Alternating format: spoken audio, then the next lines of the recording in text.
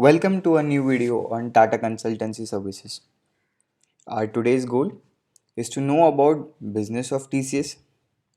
What did company do in 2020? Its impact of COVID-19, the leadership team, shareholding pattern, and what are the financials about the company. TCS was started in 1968 by Tata Sons, which was led by JRD Tata. Currently, it is the second largest Indian company by market cap, first being Reliance. TCS got publicly listed in 2004. IT sector. IT sector is primarily divided into product-based companies and service-based companies. Microsoft, Google are product-based companies. Infosys, TCS are service-based companies. For more details about product-based and service-based, do check out our previous video on Infosys.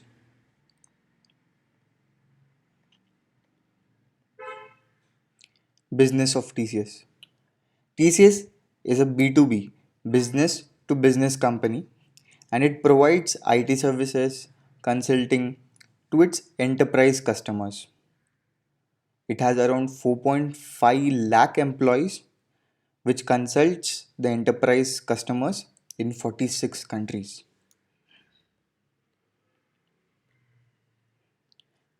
Revenue distribution. If you see the revenue distribution, America gives the revenue more than 50%, and except 5% from India, 95% of revenue comes out of India.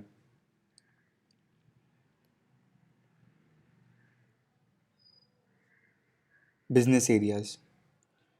The banking, financial service, and insurance sectors is the largest business area for IT services companies. And for TCS, it contributes around 40% of revenue. Other business areas are retail and consumer, communication and media, manufacturing, energy and utilities, etc. Let's look at the business model of TCS. TCS has divided their business model in different types of capital which generates value. Financial capital, where money is the input. Intellectual capital, where research and development is done.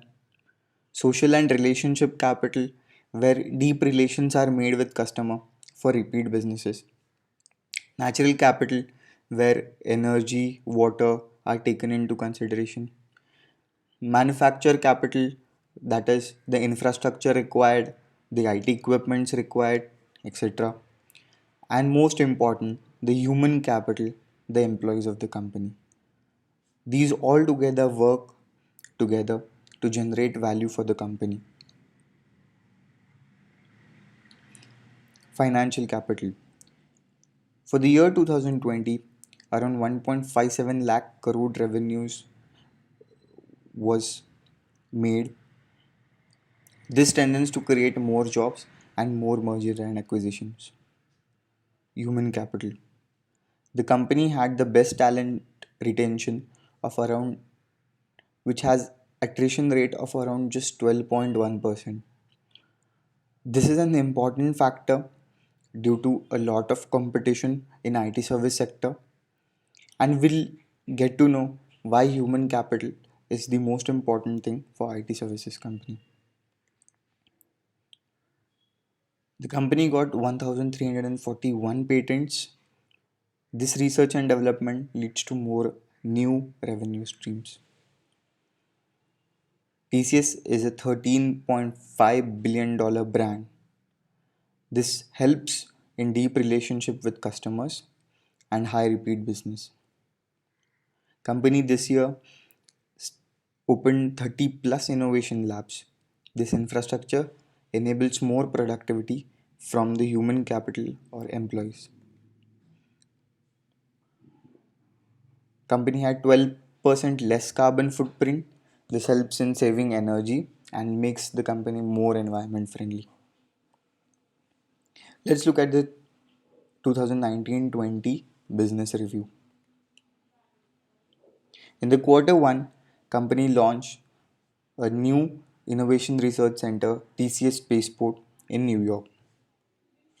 The company also transformed India Post, which is a mail delivery system that connects around 1.5 lakh post offices in India. The company also deployed its AI platform Ignio for the Canadian food giant Loblaws. Quarter 2. Company launched the cloud version of TCS BNCS for its financial services clients. Company was chosen as the strategic partner of RBI to implement its AI based information and management system. TCS increased its holding in TCS Japan from 51% to 66%. TCS Japan is a joint venture between TCS and Mitsubishi Corporation. In quarter 3, company declared a special dividend of rupees 40, which amounts to around 15,000 crore rupees. This dividend was paid to shareholders. Company got a new customer, Petco, which is a pet retailer in America. Company expanded its partnership to transform the Standard Life Insurance, which is part of Phoenix Group. In quarter 4, Israel's first digital bank signed up with TCS, and Walgreens Boot Alliance, a leader in retailer, expanded its contract to 10 years. So more repeat business. What is the 2021 strategy and what is the impact of COVID-19 on the company? TCS will have a new operating model which they have called as secure borderless workspaces, which enhances or which helps location independent work. That is, TCS aims by 2025 only 25% of its employee will require physical office. That is, they want to promote work from home for daily office routine. Impact of COVID-19. The demand for IT services are expected to affect very adversely except the healthcare sector. And the quarter 1 result showed the same sign with 13% fall in profit. Leadership and shareholding. Natarajan Chandrasekharan is the chairman of TCS and he is also the chairman of the whole Tata Group. He joined TCS in 1987 and he was appointed CEO in 2009. He did his MCA from NIT Trichy. He currently takes no salary from the company. Rajesh Gopinathan is the current Chief Executive Officer and Managing Director of the company. He has 19 years experience in TCS.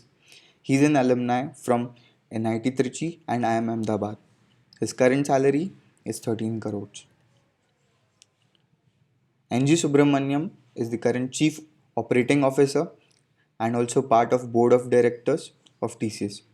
He has 38 years experience in TCS. His current salary is 10 crores. V. Ramakrishnan is the current Chief Financial Officer of the company. He has 21 years experience in TCS. He is a chartered accountant. His salary is 4 crores.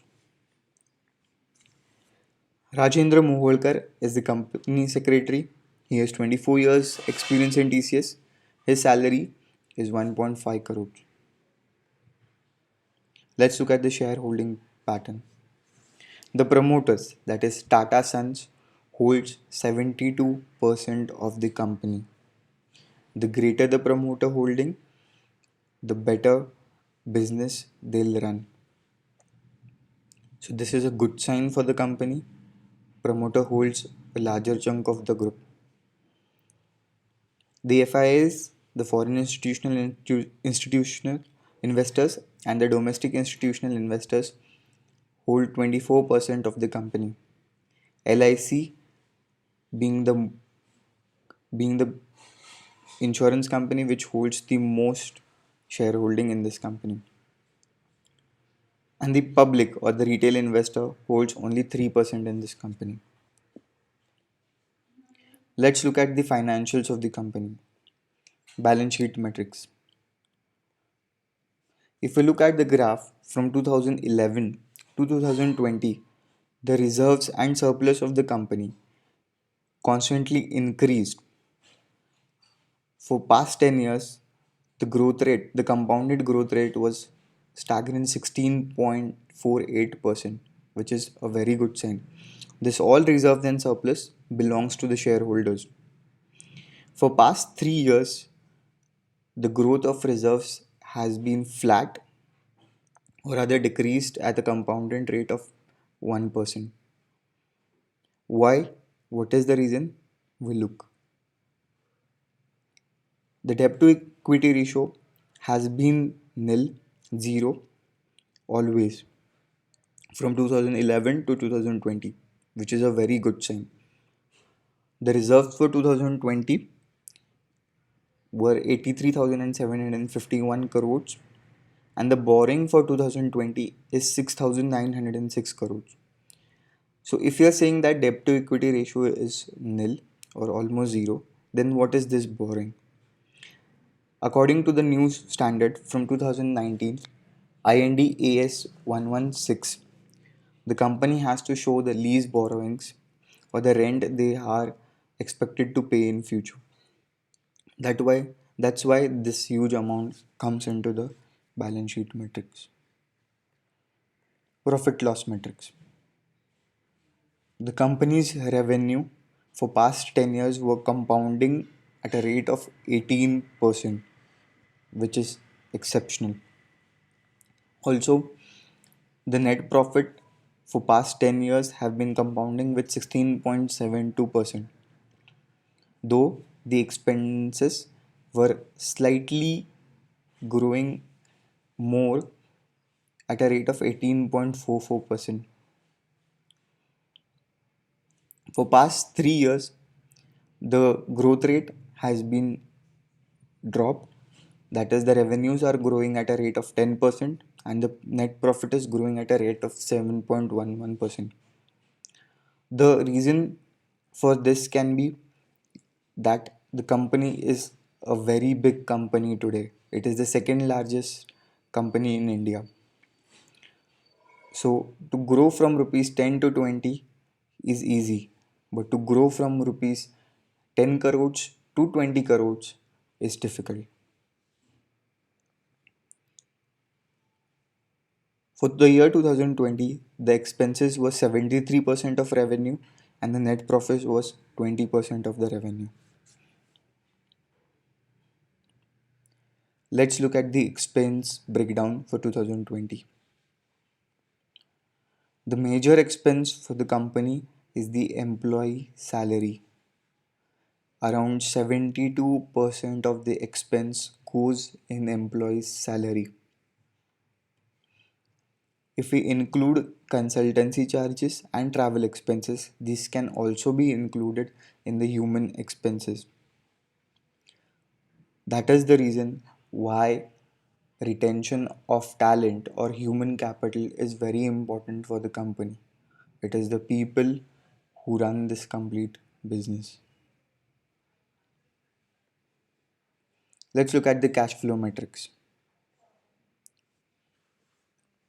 The operating cash flow or the inflows has been consistently growing from 2011 to 2020, which is a good sign. One can see that for past 3 years from 2018 to 2020, there has been huge outflow of cash in financing activities. What is this? This is majorly due to company paying dividends or buyback of shares. Company is giving this money back to the shareholders. That is also the reason why reserves are not increasing and are flat. We can consider that from these metrics, companies not aiming for any ambitious goals in the near future. For the year 2020, the operating cash flow was 32,369 crores. The investing cash flow was 8,565 crores, and in the financing cash flow was, or the outflows were 39,915 crores. The net cash flow was positive 1,119 crores. The competition analysis. In the IT services sector, TCS stands number one with the highest market cap of 8.56 lakhs crore and a PE ratio of 27. If we take the average PE ratio of all IT services companies, they are roughly around 16. So TCS is currently trading at a premium valuations of around a double value, we can say that. Hence, the company is currently bit costly because it has an exceptional growth rate, and we can see that company is not aiming for any ambitious goals in near term. So one has to be cautious while investing in 2020 in this company.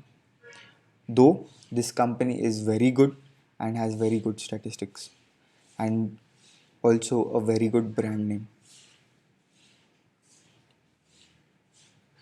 Thank you. Do like, share and subscribe this video. And let us know in the comments box if you want to know about any different companies or want us to give an